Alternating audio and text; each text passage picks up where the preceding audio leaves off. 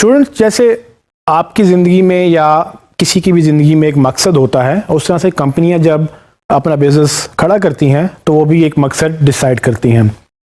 Google अब तक की सबसे बड़ी कंपनी इंटरनेट पे बन चुका है और सबसे बड़ी इंटरनेट की कंपनी होने के बावजूद गूगल की जो मिशन स्टेटमेंट है, जो उसका मकसद है, वो सिर्फ एक लाइन पर मुहित है। गूगल का मिशन क्या है? गूगल ये कहता है कि our mission is to organize the world information and make it universally accessible and useful. इस एक लाइन के ऊपर, इस एक मिशन स्टेटमेंट के ऊपर पूरी गूगल का स्ट्रक्चर खड़ा है। 20 साल गूगल को इस साल हो गए हैं और इस 20 सालों में गूगल सिर्फ इस एक मिशन को लेकर अब तक चल रहा है और इसी मिशन को फॉलो करते हुए, इसी मकसद को हासिल करते हुए गूगल अब तक की इंटरनेट की सबसे बड़ी कंपनी बन चुका है। आइए इसको डिटेल में अंडरस्टैंड करें कि ये मिशन क्या है, गूगल क्या करना चाहता है और हम इस मिशन को कैसे अपना मिशन बना सकते हैं। क्योंकि अगर गूगल ने इस मिशन को फॉलो करते हुए इस कदर कामयाबी हासिल की है और अगर हमें गूगल पे रैंक करना है और अगर हमें गूगल पे अपनी वेबसाइट को ऊपर लेकर आना है या ट्रैफिक लेकर आनी है, तो हमें भी अंडरस्टैंड करना है कि गूगल क्या चाहता है और हम उसको कैसे चाहते हैं। इसमें इस मिशन स्टेटमेंट को हम 4 हिस्सों में डिवाइड करेंगे और इसको अंडरस्टैंड करेंगे कि किस किस तरह से गूगल क्या क्या करना चाह रहा है। तो पहली इंफॉर्मेशन, जो पहली बात है वो ये कि गूगल का मिशन जो है वो ऑर्गेनाइज करना है। सो ऑर्गेनाइज करने से क्या मुराद है कि गूगल चाहता है कि वो आपका बेहतरीन ऑर्गेनाइजर बन जाए।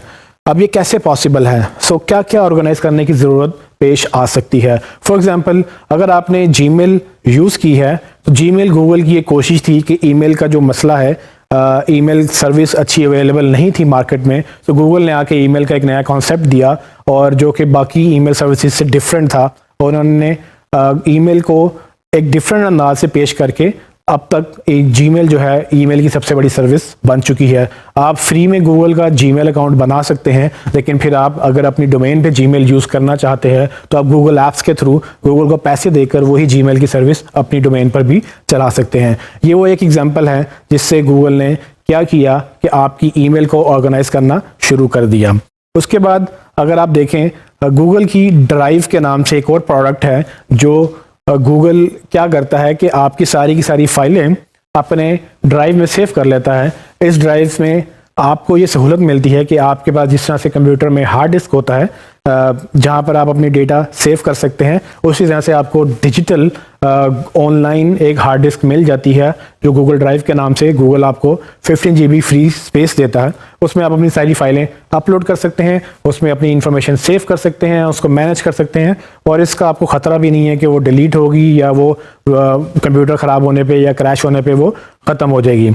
इसी तरह से गूगल क्या कर रहा है कि वो अपनी सर्च, एक और ऑर्गेनाइजेशन का तरीका है कि वो पूरी दुनिया की इंफॉर्मेशन इकट्ठी करके google.com पे ऑर्गेनाइज कर रहा है, जहां पर आप सर्च करके अपनी इंफॉर्मेशन ढूंढ सकते हैं। तो ये पहला पॉइंट था गूगल का कि किस तरह से वो दुनिया भर की इंफॉर्मेशन को ऑर्गेनाइज करना चाहता है और उसको ऑर्गेनाइजेशन कैसे वो कर रहा है वो हमने अंडरस्टैंड किया। लेकिन अगर हम वापस जाएं तो उसकी मिशन स्टेटमेंट में our mission is to organize the world's information. तो ऑर्गेनाइज कर रहा है, लेकिन किसको? वर्ल्ड्स इंफॉर्मेशन, दुनिया की इंफॉर्मेशन को। अब ये दो लफ्ज हैं तो बहुत छोटे, लेकिन इसमें बहुत गहरा मतलब है। वर्ल्ड्स इंफॉर्मेशन, अब इंफॉर्मेशन में और वर्ल्ड में दो चीज़ें बिल्कुल क्लियर हैं कि एक तो वर्ल्ड मतलब पूरी दुनिया, जिसमें हर तरह के लोग, हर तरह का मज़हब, हर तरह की ज़ुबान, हर तरह का कल्चर, ये सब चीज़ें वर्ल्ड के अंदर डिफ़ाइन होती हैं कि गूगल पूरी दुनिया की इंफॉर्मेशन लेना चाहता है। सो पूरी दुनिया को अगर हम अंडरस्टैंड करें तो पूरी दुनिया में हर तरह का बिला रंग और जो है ना लिसान, ज़ुबान के वो कोई फ़र्क नहीं करता और वो चाहता है कि हर तरह की ज़ुबान, हर तरह की इंफॉर्मेशन वो ऑर्गेनाइज करे। लेकिन फिर इंफॉर्मेशन क्या है? इंफॉर्मेशन से क्या मुराद ले सकते हैं? सो इंफॉर्मेशन इज़ वेरी सब्जेक्टिव। मतलब सब्जेक्टिव का मतलब ये है कि इंफॉर्मेशन आपके लिए कुछ और हो सकती है, मेरे लिए कुछ और हो सकती है। आपको एक मूवी इंफॉर्मेटिव लगती है, मुझे वो मूवी इंफॉर्मेटिव नहीं लगती। सो इंफॉर्मेशन बड़ी सब्जेक्टिव सी चीज़ है क्योंकि ये पर्सन टू पर्सन वेरी कर सकती है। सो इंफॉर्मेशन ये हो सकती है कि जो हमने कंटेंट की बात की वो इंफॉर्मेशन का ही पार्ट है। सो दुनिया भर का जो कंटेंट है जिसमें इमेज, टेक्स्ट, ऑडियो, वीडियो हमने अभी जिक्र किया, वो इंफॉर्मेशन के तहत गूगल उसको ऑर्गेनाइज करना चाहता है और वो दुनिया भर की इंफॉर्मेशन की बात कर रहा है। उसमें फिर ज़ुबानें आ जाती हैं और गूगल ट्रांसलेट के तहत हमें मालूम है कि गूगल ट्रांसलेट में अगर आपने कोई भी वर्ड लिखा है तो उसका कदरे चांसेस हैं कि वो आपको हर ज़ुबान में उसकी इंफॉर्मेशन या उसकी ट्रांसलेशन मिल जाएगी। सो गूगल का एक और तरीका है कि ये वो इंफॉर्मेशन, क्योंकि लैंग्वेज इटसेल्फ एक इंफॉर्मेशन है, आपकी ज़ुबान, उसके क्या ग्रामर है, उसके क्या तलफ़ुज़ हैं, क्या वोकैबुलरी है, ये सारी की सारी चीज़ें गूगल अपने पास ऑर्गेनाइज भी कर रहा है और उसको सेव भी कर रहा है। और वो कर क्या रहा है कि उसको हेल्प भी कर रहा है लोगों को अंडरस्टैंड करने में कि एक ज़ुबान से दूसरी ज़ुबान में ट्रांसलेट कैसे किया जा सकता है। तीसरी चीज़ मैंने आपको जैसे पहले बताया कि गूगल एक और इन्फॉर्मेशन है कि दुनिया भर के लोग कहाँ पर बसते हैं, कहाँ पर रहते हैं, कहाँ पर आते जाते हैं, वो है लोकेशन डेटा।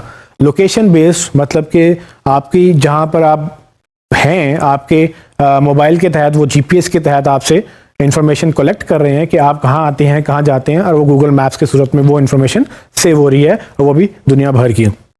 और इसी तरह से एक और इन्फॉर्मेशन है कि आपने सारा दिन क्या करना है, आपने सारा दिन कैसे गुजारना है, वो आपके कैलेंडर के तहत आपकी इन्फॉर्मेशन ऑर्गेनाइज कर रहा है। फिर इसमें ईमेल भी आ जाती हैं, वो भी एक इन्फॉर्मेशन है कि आपको कुछ सर्च करना है, गूगल पे आप अपनी जीमेल भी सर्च कर सकते हैं। इसके बाद जो तीसरा बड़ा एस्पेक्ट है इस मिशन स्टेटमेंट में, वो है उसको वो यूनिवर्सली एक्सेसिबल बनाना चाहता है। अब universally accessible, again it's a very big word, it has a very big meaning. So universally का मतलब यह है कि हर तरह से, हर लिहाज से वो उसको एक्सेसिबल बनाना चाहता है। एक्सेसिबल का मतलब कि हर एक की पहुंच में लाना चाहता है।